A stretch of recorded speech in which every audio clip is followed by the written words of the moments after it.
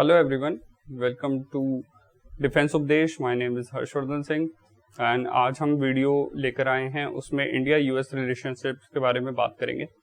So let's begin.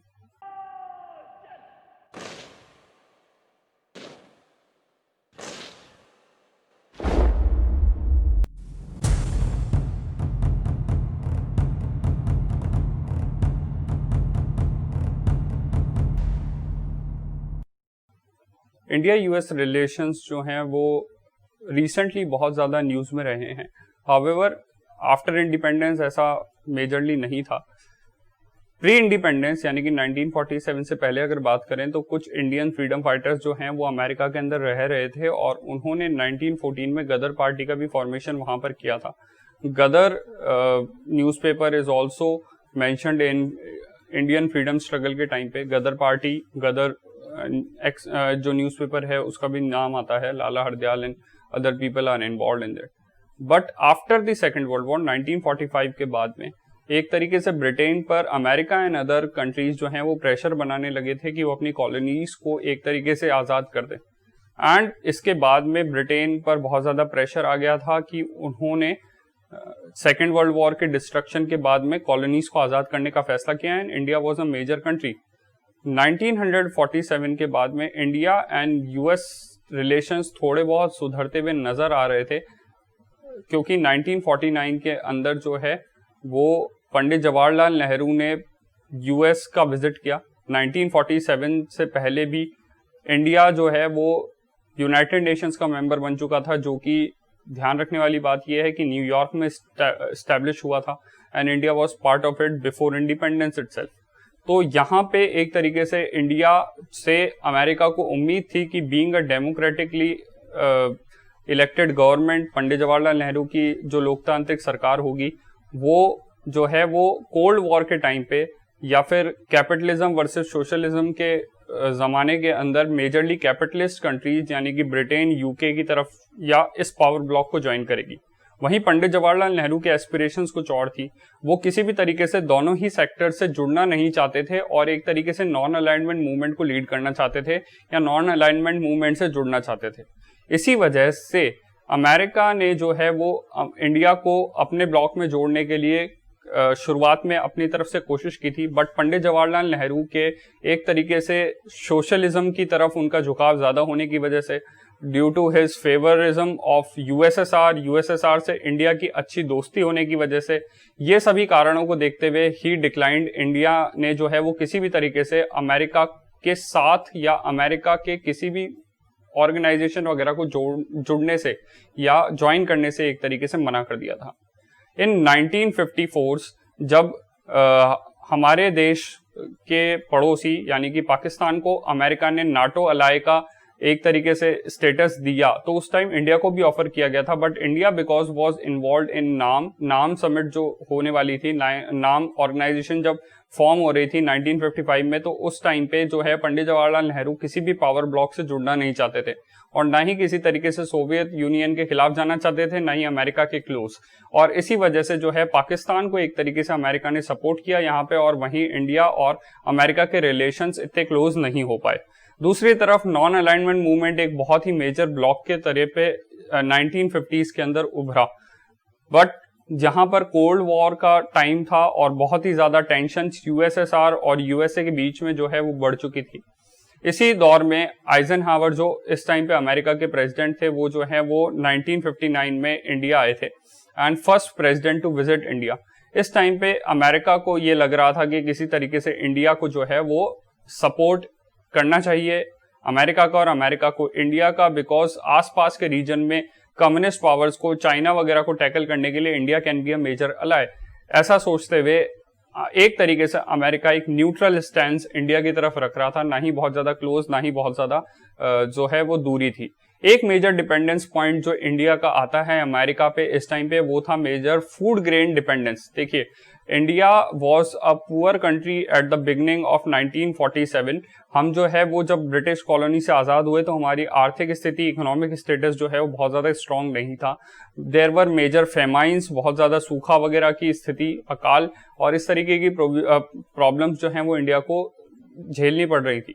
And 1950 से ही India जो है वो अमेरिका का एक प्रोग्राम था PL 480 करके, इस प्रोग्राम के अंडर में फ्रूट ग्रेन्स या फिर जो खाद्यान्न होते हैं, अनाज जो होता है, वीट जो होता है, उसको इंपोर्ट किया करता था। And this used to be a major point, जिसकी वजह से इंडिया को अमेरिका की हेल्प की जरूरत पड़ती थी। एंड PL 480 प्रोग्राम के अंडर में इंडिया ने बहुत सारा वीट जो है वो अमेरिका से एज अ ग्रांट जो है वो लिया है। इसी बाद में या इसी दौर में 1960s में जब चाइनीज ने इंडिया पर अटैक किया, 1962 चाइनीज वॉर के टाइम पे अमेरिका ने जो है वो इंडिया का सपोर्ट किया था। इसी तरीके से दूसरी इंसिडेंसेस की बात करेंगे तो आगे बढ़ते हैं। 1965 ऑनवर्ड्स इंडिया के रिलेशंस जो हैं वो अमेरिका से नॉर्मलाइज थे, किसी तरीके से बहुत ज्यादा क्लोजनेस नहीं थी। बट इसके बाद में इंडिया जो है वो ग्रीन रेवोल्यूशन की वजह से, हरित क्रांति आने की वजह से फूड ग्रेन में सफिशिएंट हो गया और हमें अमेरिका से अब फूड ग्रेन इंपोर्ट करने की जरूरत नहीं थी। अमेरिका में यहाँ पर इलेक्शन होने के बाद में नई जो इलेक्टेड गवर्नमेंट बनी रिचर्ड निक्सन की, उन्होंने जो है वो इंडिया के खिलाफ एक तरीके से अपने स्टैंड को चेंज किया और पाकिस्तान का फेवर किया, क्योंकि ये टाइम आ चुका था 1971 का वॉर, जिसके अंदर बांग्लादेश को लिबरेशन करवाने के लिए इंडियन फोर्सेस ने जो है वो बांग्लादेश या ईस्ट पाकिस्तान के फोर्सेस की हेल्प करी थी। और इस दौरान जो है वो रिचर्ड निक्सन ने यहाँ तक इंडिया को धमकी भी दी थी और उन्होंने अपने यहाँ से जो एयरक्राफ्ट कैरियर हैं वो बे ऑफ बंगाल तक भी भेज दिए थे। इसी वजह से जो है वो इंडिया और यूएस टेंशंस में सबसे ज्यादा प्रॉब्लमेटिक टाइम इसको माना जा सकता है। 1971 के अंदर पाकिस्तान का सपोर्ट करने की वजह से इंडिया को यूएसएसआर ने बहुत ज्यादा सपोर्ट किया था। यूएसएसआर ने कहा था अगर अमेरिका की तरफ से कोई एक्शन होगा तो उसमें यूएसएसआर जो है वो इंडिया की हेल्प करेगी, और इसीलिए जो है वो इस वाली कंडीशन या इस टाइम पीरियड पे अमेरिका की इंडिया के साथ में जो कंडीशंस थी वो बहुत ज्यादा खराब हुई थी। लेटर ऑन 1974 में जब इंदिरा गांधी ने पहला जो है वो परमाणु परीक्षण या फिर न्यूक्लियर टेस्ट किया, तो ऐसा करने के बाद में अमेरिका ने और ज्यादा सैंक्शंस इंडिया पर लगा दिए और इंडिया और अमेरिका के रिलेशंस और ज्यादा खराब हुए। ये रिलेशंस जो हैं वो लगभग 1990s के एंड तक बिल्कुल नहीं सुधरे एंड लगभग 2000 तक आकर जो है वो इंडिया अमेरिका रिलेशंस थोड़े से सही होना शुरू हुए। बिकॉज इसमें कुछ मेजर फैक्टर्स आते हैं, जैसे 1991 में सोवियत संघ यानी कि यूएसएसआर के डिसइंटीग्रेट हो जाने के बाद में इंडिया का एक मेजर अलाय कम हो गया था, या फिर एक तरीके से वर्ल्ड में एक ही सुपर पावर बची थी एंड वो थी यूएसए। एंड यूएसए को एक तरीके से मार्केटिंग करने के लिए, अपने प्रोडक्ट्स को जो है वो दूसरे कंट्रीज में प्रमोट करने के लिए इंडिया एक बड़ा मार्केट दिखाई दे रहा था। Because India was a democracy first of all. Second जो है वो इंडिया ने 1992 के बाद में जो लिबरलाइजेशन, ग्लोबलाइजेशन और प्राइवेटाइजेशन की पॉलिसी अपनाई थी, उसकी वजह से India became a major market for the USA. और अमेरिका को एक तरीके से दिख रहा था कि जो अमेरिकन कंपनीज हैं उनको अब जो ग्लोबलाइजेशन के अंडर में इंडिया में एंट्री मिल सकती है, इसकी वजह से अमेरिका जो है वो इंडिया से अब क्लोज आ रहा था। यूएसएसआर था नहीं, इस वजह से अब अमेरिका का राइवल ऑर्गेनाइजेशन भी कोई नहीं था। इसी में कुछ एग्जांपल्स आते हैं, जैसे 1998 के अंदर इंडिया पर इकोनॉमिक सैंक्शन लगा दिए गए थे जब इंडिया ने सेकंड न्यूक्लियर टेस्ट किया था पोखरण 2 और ऑपरेशन शक्ति जिसको कहा जाता है। तो इस टाइम पे जो है वो अमेरिका के सैंक्शंस लगाने के कुछ टाइम बाद ही उसको हटाना भी पड़ा था। ईयर 2000 के अंदर जो है Bill Clinton became the second US president to visit India. Bill Clinton जब इंडिया आए थे तो उसके कुछ टाइम बाद ही इलेक्शन थे एंड बिल क्लिंटन की सरकार जाने के बाद में George W Bush became the president of America. George W Bush के टाइम में इंडिया एंड यूएस रिलेशंस जो हैं बहुत ज्यादा हद तक सुधर गए, बिकॉज 2001 के अंदर जो है वो 9/11 अटैक हुआ था एंड 9/11 अटैक के लिए मोस्टली जो Pakistani sponsored and allied Taliban and other आतंकवादी संगठन जो थे, उनको हेल्प करने की वजह से अमेरिका में पाकिस्तान वगैरह का डिस्ट्रस्ट बढ़ा और इंडिया जो कि इस तरीके के अटैक्स तो पहले से झेल रहा था, उनके साथ में एक तरीके से कोऑर्डिनेशन एंड कोऑपरेशन बढ़ा। वहीं दूसरी तरफ 2001 के टेरर अटैक्स के बाद में टेररिज्म एक मेजर थ्रेट की तरह अमेरिका और इंडिया दोनों के लिए कॉमन एनिमी बन के उभरा एंड इस वजह से इंडिया एक क्लोज अलाय अमेरिका को दिखने लगा यहाँ पर हमारे रीजन के अंदर, क्योंकि पाकिस्तान का इससे पहले जो अमेरिका सपोर्ट करता था अब वही एक तरीके से एक प्रॉब्लम बनती जा रही थी। पाकिस्तान जो है वो एक टेररिस्ट सपोर्टिंग स्टेट के तौर पर उभर रहा था, और अमेरिका में इस चीज को लेकर जो है वो कुछ एक प्रॉब्लम सामने आने लगी थी, पाकिस्तान को लेकर डिस्ट्रेस सामने आने लगा था। इंडिया एंड अमेरिका रिलेशंस और ज्यादा सुधरे जब जॉर्ज डब्ल्यू बुश एडमिनिस्ट्रेशन ने जो है वो अमेरिका और इंडिया के बीच में न्यूक्लियर एनर्जी एंड फ्यूल को लेकर जो है वो एक नया एग्रीमेंट किया।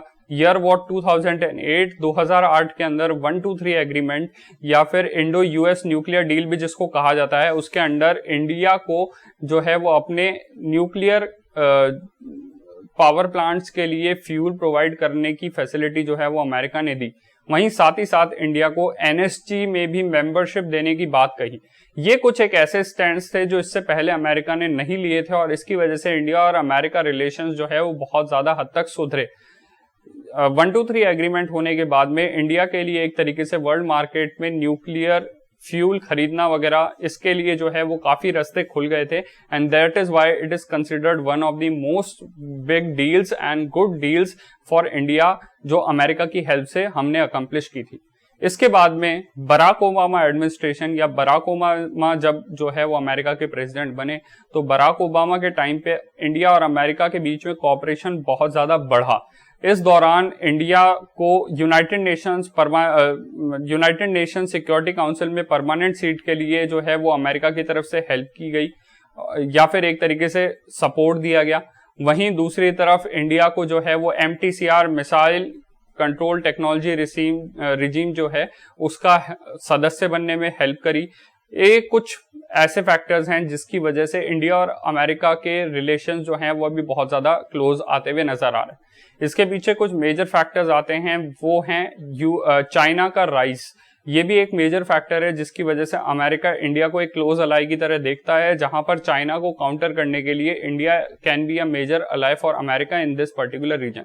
वहीं पाकिस्तान जो कि चाइना से बहुत ज्यादा क्लोज है, और दूसरी तरफ Pakistan has emerged as a terrorist state, जिसकी वजह से जो है वो पाकिस्तान पे बहुत ज्यादा ट्रस्ट अमेरिका का नहीं रहा है। इन रिसेंट ईयर्स के अंदर या पिछले 10 सालों की बात करेंगे तो पाकिस्तान की कंडीशन को देखते हुए या पाकिस्तान की जो स्टेट पॉलिटिक्स है उसको देखते हुए पाकिस्तान पे अमेरिका के लोगों का और अमेरिकन पॉलिटिक्स का ट्रस्ट जो है वो घट गया है। सो प्रेजेंट कोऑपरेशन की बात करें तो इंडिया और अमेरिका के बीच में जॉइंट मिलिट्री एक्सरसाइजेस बहुत ज्यादा सक्सेसफुल हैं। Yudhabhyas military exercise is a regular exercise which is happening और occurring between India and USA every year. Second exercise which is important is Malabar exercise between Japan, USA and India. अगर और military cooperation की बात करेंगे तो America has provided with largest number of helicopters and recently M777 artillery gun भी जो है वो अमेरिका से खरीदी है। इस वजह से डिफेंस कोऑपरेशन में भी बात करने पर इंडिया और अमेरिका के रिलेशंस बहुत ज्यादा अच्छे हो गए। Apart from this, India and America has undertaken a new agreement that is known as LEMOA, Logistic Exchange Memorandum of Understanding का जो एग्रीमेंट है वो इंडिया और अमेरिका के बीच में साइन हुआ, जो कि दोनों कंट्रीज को एक दूसरे की कंट्रीज में जाकर लॉजिस्टिक सपोर्ट लेने की जो है वो फ्यूल वगैरह लेने के लिए, सप्लाईज वगैरह लेने के लिए जो एग्रीमेंट हुआ था वो एक मेजर बेंचमार्क स्टेप माना जा सकता है, जिससे अमेरिका और इंडिया के रिलेशन जो हैं बहुत ज्यादा सुधरे हैं। इंडिया और अमेरिका के रिलेशंस में अगर बात करें तो इंडिया जो है वो हर तरीके से अमेरिका को इस रीजन के अंदर हेल्प करने की कोशिश कर रहा है। इसको इंडो पैसिफिक रीजन के अंदर अमेरिका के ग्रेटर रोल की बात हो, चाहे क्वाड फोरम की बात हो, चाहे जिसमें जापान है, ऑस्ट्रेलिया है, अमेरिका एंड इंडिया है, इस रीजन में इंडो पैसिफिक रीजन में चाइना को काउंटर करने के लिए अमेरिका और इंडिया जो है वो एक दूसरे को बहुत ज्यादा हेल्प कर सकते हैं। वहीं अगर अमेरिका की बात करें तो अमेरिका जो है वो इंडिया के लिए सिक्योरिटी काउंसिल के अंदर सीट के लिए सपोर्ट कर रहा है। साथ ही साथ न्यूक्लियर सप्लायर ग्रुप यानी कि NSG के अंदर भी इंडिया को सपोर्ट करता है। ये सभी मेजर कुछ स्टेप्स हैं जिसकी वजह से इंडिया और अमेरिका के रिलेशंस हाल में बहुत ज्यादा सुधरे हैं। वहीं दूसरी तरफ रिलेशंस इतने ज्यादा अच्छे हो गए हैं कि बराक ओबामा 2015 में रिपब्लिक डे के गेस्ट बनकर आए थे, first US president to visit India as a Republic Day guest. And वहीं दूसरी तरफ डोनाल्ड ट्रंप का 2020 का जो इंडिया विजिट था वो भी एक बहुत ही सक्सेसफुल इवेंट माना जाता है।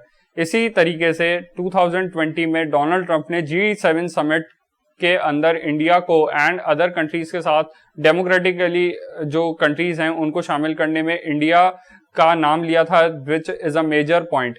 इंडिया एंड यूएस रिलेशंस जो हैं वो चाइना के रिलेशन में अभी बहुत ज़्यादा सुधरे हैं एंड इनके आगे भी और ज़्यादा अच्छे होने की, कोऑर्डिनेटेड होने की उम्मीद है, बिकॉज क्वाड फोरम हो चाहे G7 का मसला हो, इन सभी मामलों में जो है वो अमेरिका और इंडिया एक दूसरे को सपोर्ट करते रहे। वहीं दूसरी तरफ इंडिया और अमेरिका के बीच में कुछ ट्रेड डिस्प्यूट्स भी हैं, जैसे WTO के अंदर, जिनको लेकर अमेरिका ने इंपोर्ट्स को लेकर, सोलर सेल्स को लेकर इंडिया पर जो है वो कुछ आरोप भी लगाए थे एंड ऐसे कुछ ट्रेड से रिलेटेड मामले इंडिया और अमेरिका के बीच में चल रहे हैं। वहीं दूसरी तरफ इंडिया जो है वो एक डेवलपिंग कंट्री है और यूएसए जो है वो एक डेवलप्ड कंट्री है, बट ट्रेड बैरियर्स वगैरह लगाने की अमेरिका की जो आदत है उसकी वजह से अभी जो डोनाल्ड ट्रंप एडमिनिस्ट्रेशन के अंडर में इंडिया पर ट्रेड प्रैक्टिसेस का मिसयूज करने के जो आरोप डोनाल्ड ट्रंप एडमिनिस्ट्रेशन ने लगाए हैं, इन सब चीजों को देखते हुए इंडिया और अमेरिका रिलेशंस आगे सुधरेंगे, ये सीधी सी बात है, बट ट्रेड को लेकर कुछ एक पॉइंट्स पर हमें काम करने की जरूरत है। I hope you like the video. Please like, share and subscribe and please tell me in the comment अगर आपको किसी क्वेश्चंस हैं, कोई क्वेरीज हैं और क्या इंप्रूवमेंट कर सकते हैं उसके बारे में please tell me in the comments. And आप टेलीग्राम चैनल भी ज्वाइन कर सकते हैं, defence Updesh, for defence related updates and SSB वगैरह से जुड़ी हुई इंफॉर्मेशन के लिए। Thank you.